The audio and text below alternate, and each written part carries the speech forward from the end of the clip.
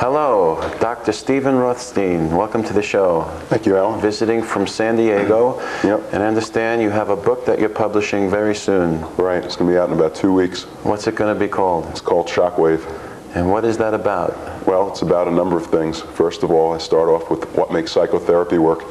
As it turns out, contrary to popular belief, there are a lot of things that people in the field push. They push credentials, they push educational degrees, they push techniques and theories. But the research in psychology shows overwhelmingly that there's one factor that is really critical in the outcome of psychotherapy, and that is the traits of the therapist.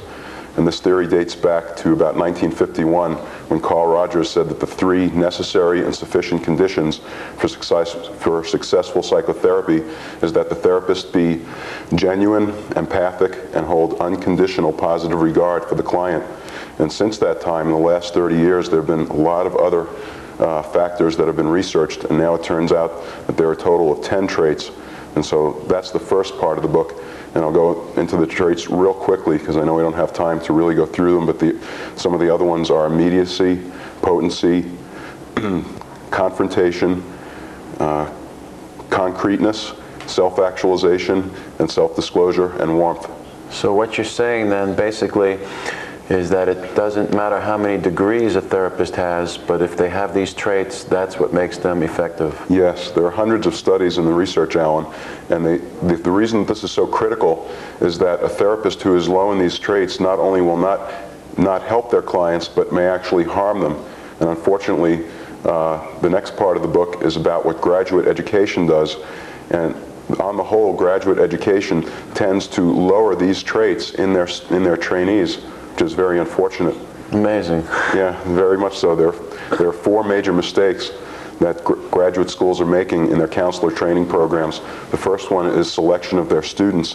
They test them on basically intellectual abilities, such as GRE scores and grade point averages. And it's been shown time after time that intellectual ability correlates inversely with helping ability and with these traits. And what that means is that a person that has higher intellect is likely to have less of these traits. And so they're choosing their students on basically incorrect criteria. They need to choose them based on some kind of objective criteria of the ability to help people. It doesn't mean that people with lower intellects will make better therapists, does it? In a way, it does mean that there are different forms of intelligence, Alan. There are some people that feel that common sense is really the highest form of intelligence, but that isn't the type of intelligence we're talking about now. We're talking about the type of intelligence that's measured by a Wechsler index, the type that's intellectual ability.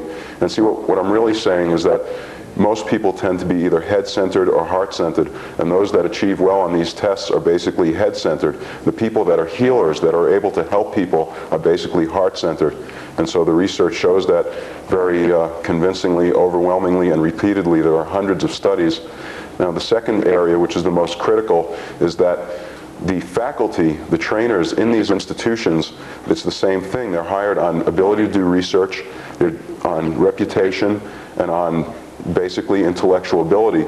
But I don't know of any school in this country that takes an objective measure of a faculty person's ability to help before they install them as a trainer of counselor trainees. And that just simply doesn't make any sense. They need to start doing that. And the reason that this is the most critical aspect of the whole thing is that in every single case ever studied, the functioning of the student trainee on these facilitative traits will always approach that of the trainer. You see? Mm-hmm. So you have a private practice and see people individually, and you also do workshops? Mm-hmm. Yep, I do quite a number of different things. Getting back to the book, the third thing that the graduate schools need to do is to incorporate the training of these traits in their programs, the content, and then the fourth thing is the modality. Graduate schools tend to focus on, again, intellectual training. They have lectures where you memorize material and things that really have not been shown to correlate with helping ability. So they need to do a lot more experiential work. They focus almost exclusively in a lot of schools on the didactic and not nearly enough on the experiential.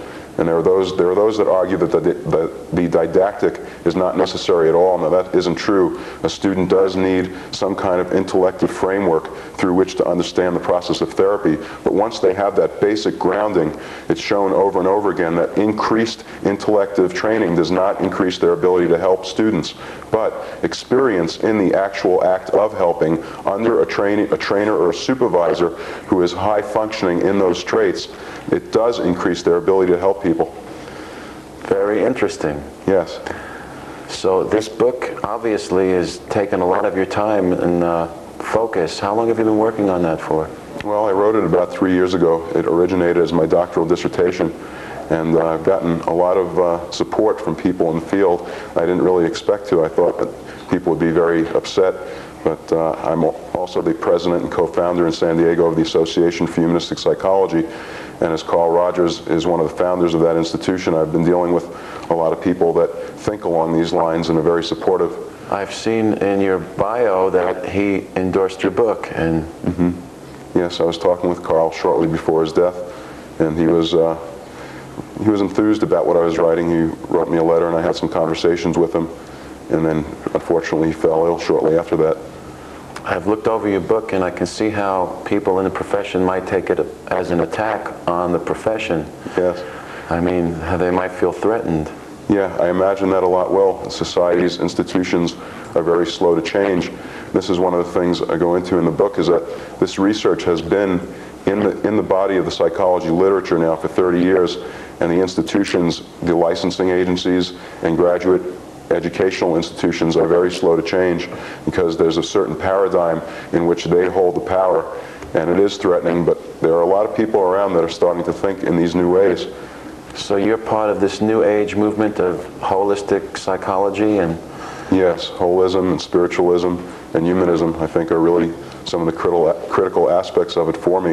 You know, I mentioned in the book that Nesbitt, in his bestseller in 1984, Megatrends, points out that one of the 10 most critical trends in the country that's happening is that people are losing faith in our institutions, and they're turning from institutional help to self-help because the institutions in our society just simply don't deliver as much as they need to. Do you use music in your therapy? I think music is very important. I do sometimes, and I do particularly in workshops where we use a guided meditation, and a piece of music can be very powerful in terms of getting people in touch with feelings. I know that's always been true for myself. So basically you work with the feelings of these people and get them to open up and help them with things that are bothering them. Yeah, I do a lot of emotional work in my work, as I'm a very emotional person, and especially as a male in our society. That's something that has been one of the advantages, I think, of growing up in the 60s and 70s, is along with the women's lib movement, that the men have been liberated also, and one of those ways that men have been liberated is the opportunity to experience and express our feelings. And so I've worked on that a lot myself. I like to work with that and others, and I especially like to work with communication and relationships. Great. Very interesting. If people want to get this book, how can they get it?